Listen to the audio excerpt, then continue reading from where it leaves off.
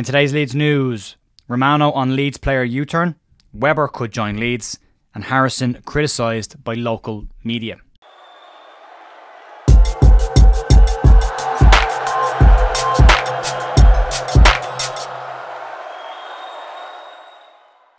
Morning folks, Jay here on Thursday the 2nd of November with your Leeds United news. Hope you're all having a really good week. Just some updates to let you know about. Tonight will be the match preview for the Leicester game on Friday. That will go out tonight about 7:30, 8 o'clock with myself and lufc Stats. It'll be a short video covering the main points that you need to know going into the game. Form guides, key stats between the two sides, and management, injuries from both sides to know what Leicester have and what Leeds have. That'll all be covered in a video at probably less than 10 minutes. So in and out, quick, short and sharp, no messing. So keep an eye out for that later on tonight.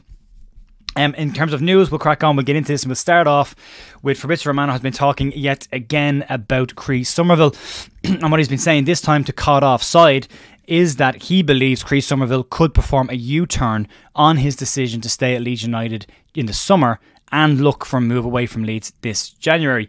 The 22-year-old has 10 goals and assists combined so far this season, 6 goals and 4 assists for Somerville, and has been in outstanding form, as we've said already this week, in defensively and attacking as well.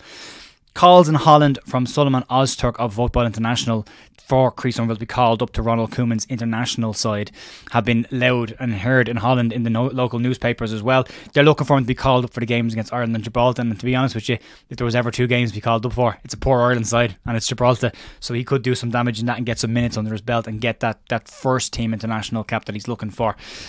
Romano has doubled down, however, on the teams that he says are interested. I still doubt that these teams have the ability to buy the player. He has commented on Everton, Bournemouth and Burnley again, bearing in mind Leeds did reject a £20 million bid from a Burnley in the summer.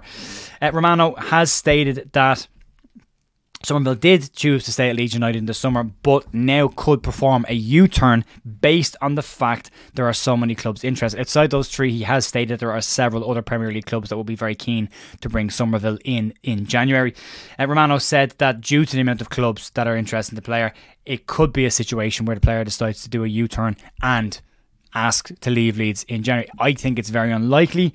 There's nothing concrete in this from Romano, so it is very much rumour territory, but I would be surprised if given where we are and assuming we get a positive result tomorrow against Leicester, Leeds will be in a much better position. I think it would be an interesting decision. I think the end of the season is probably a bigger time to talk about that rather than January, but I think Leeds will just double down and say no one's leaving in January, and that's just the end of that. Why would Leeds weaken their squad? The only question mark for me is over Willie Gnonto, just more so based on the fact that he's not really playing much. So we'll have to wait and see. Moving on to the behind the scenes stuff at Leeds, and over the last couple of months Leeds have been adding new people behind the scenes, moving away from the Radrazani, Kinnear, Victor Orta model where 3 people pretty much did everything or ran everything. Leeds have now been kind of diversifying what they do behind the scenes. They brought in a new COO. We've seen Greta Steinson come in as a director of football role. We've seen Nick Hammond come in as a recruitment consultant, as well as other scouting roles that have been filled over the last couple of weeks as well. Now, according to Football Scotland, they claim that Leeds United could be in a situation where Stuart Webber does finally end up at Elland Road. According to Football Scotland, they claim that Rangers were very interested in the former Norwich director of football.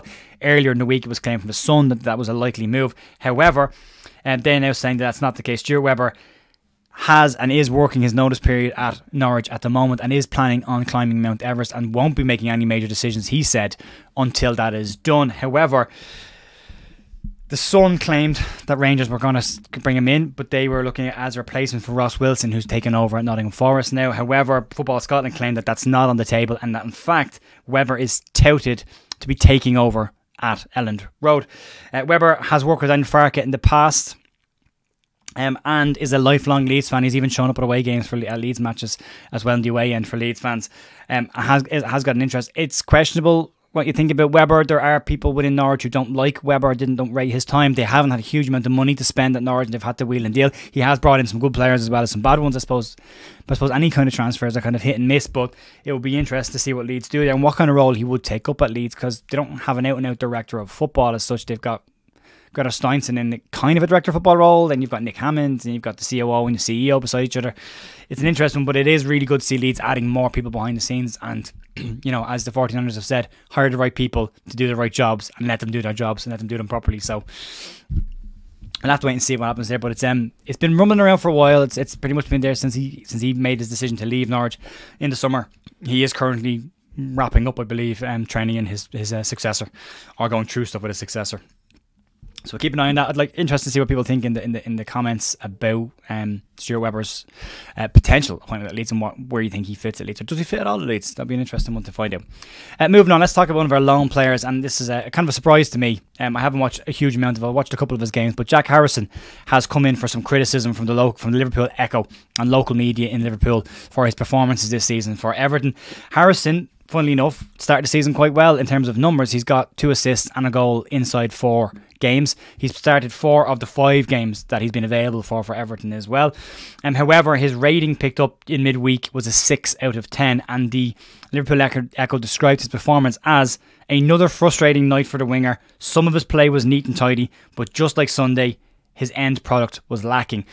Leeds fans will be aware of the times of the year where Jack Harrison can go a little bit missing, usually during the colder months of the year. He tends to start the season on fire, finish on fire, and there's that wobble in the middle. It just kind of goes missing a little bit.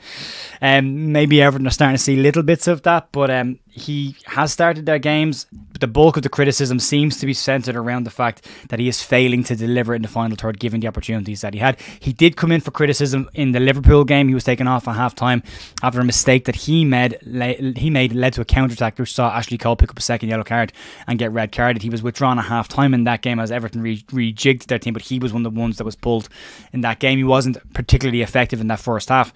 Everton in a situation where they can't really mess around, but you would imagine Harrison will play most of their games. By the end of the season, the question mark will be, look at his numbers. It always comes down to Jack Harrison, look at his numbers. They might not think he's doing an awful lot over the course of the season, but when you sit back and look at his numbers, he tends to clock up assists, he tends to clock up goals. He can be quite frustrating. In fact, he gets into good positions and doesn't use the ball particularly well at times, not always.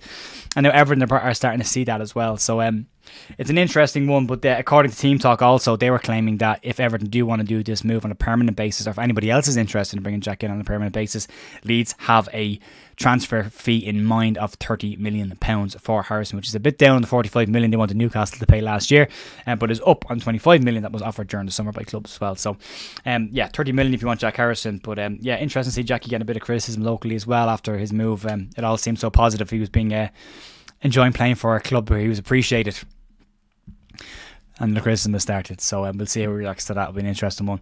And that's going to be it for me today, folks. Keep an eye out later on tonight for the match preview for the Leicester game with myself and Stats. As I said, no nonsense, no waffle, just straight in. These are the facts you need to know about the game, and we'll crack on. And then I'll be back tomorrow morning for some Leeds news, and then we will have the podcast will be recorded on Saturday this week because of the game being on Friday night. So we'll record it on Saturday, and we'll have it out some point on Saturday afternoon, Saturday evening. So keep an eye out for that as well. And I'll see you tomorrow morning for more Leeds news. Have a great day. See you tomorrow. Bye.